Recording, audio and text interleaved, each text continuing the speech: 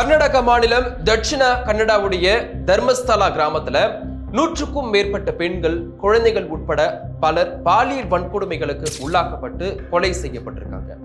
அவங்கள பல பேரை சில உயர் அதிகாரிகளுடைய வற்புறுத்தலால இங்கதான் புதைச்சேன்னு அங்க தூய்மை பணியாளரா பணியாற்றி வந்த பீமா அப்படின்றவரு சில நாட்களுக்கு முன்ன புகார் கொடுத்திருந்தார். அந்த புகார் அடிப்படையில தொடர்ந்து வேகமா விசாரணைகள் நடக்க ஆரம்பிச்சது. பல இடங்கள்ல தோண்டி எடுக்கப்பட்டதுல எலும்பு துண்டுகள், ஏடிஎம் கார்டுகள், சேலைகளும் கிடைச்சது. இந்த நிலையில புகார் கொடுத்த நபர் மீது தொடர்ந்து விசாரணைகள் அதிகரிக்கப்பட்டதுல சில அதிர்ச்சியான தகவல்களும் அவர் சொல்லியிருக்காங்க. 2023ஆம் ஆண்டு டிசம்பர் மாசம் அடையாளம் தெரியாத சில நபர்கள் தன்னை மிரட்டி இப்படியெல்லாம் புகார் கொடுக்க சொன்னதா அவர் சொல்லியிருக்காரு. அதாவது அந்த இடத்தை புனித பூமியா கருதுற சிலர் அங்க வந்து தற்கொலையை செய்து கொள்றாங்க. சட்ட விதிகளுக்கு உட்பட்டு அவர்கள் உடலை புதைச்ச, ஆனா சட்டவிரோதமாவே புதைச்சுன்னு புகார் கொடுக்கணும்னு தன்னை மிரட்டினாங்கன்னு அவர் சொல்லியிருக்காரு.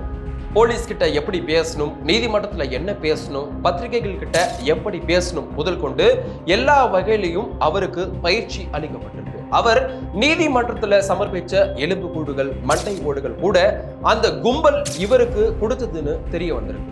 இதனால பொய்யான புகார் கொடுத்திருக்கார் என முடிவுக்கு வந்துள்ள காவல்துறை இந்த நபரை இனி குற்றவாளி அடிப்படையில விசாரிக்க முடிவு செஞ்சிருக்கு.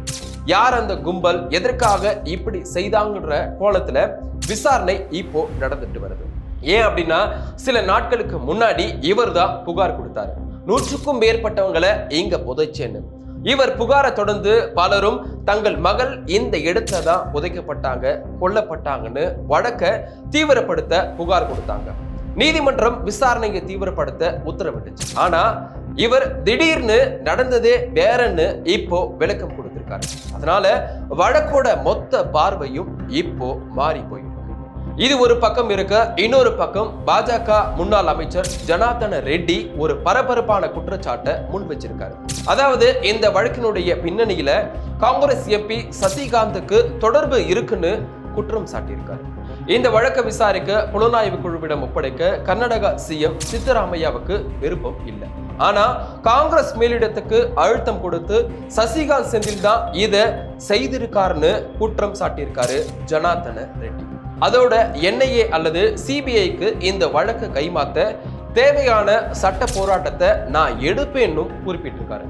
சசிகாந்த் செந்தில் 2019 வரைக்கும் IAS அதிகாரியா பணியாற்றி வந்தவர். அதன் பிறகு காங்கிரஸ்ல இணைஞ்சு 2024 தேர்தலில் போட்டியிட்டு MP ஆகியிருக்காரு.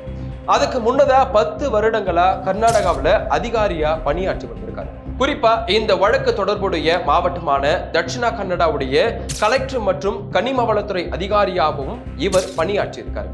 ஜனார்தன ரெட்டி குறிப்பிடும் பொழுது இந்த வழக்குல புகார் கொடுத்த நபர் கடந்த 10 வருடங்களா தமிழ்நாட்டுல இருந்திருக்காரு.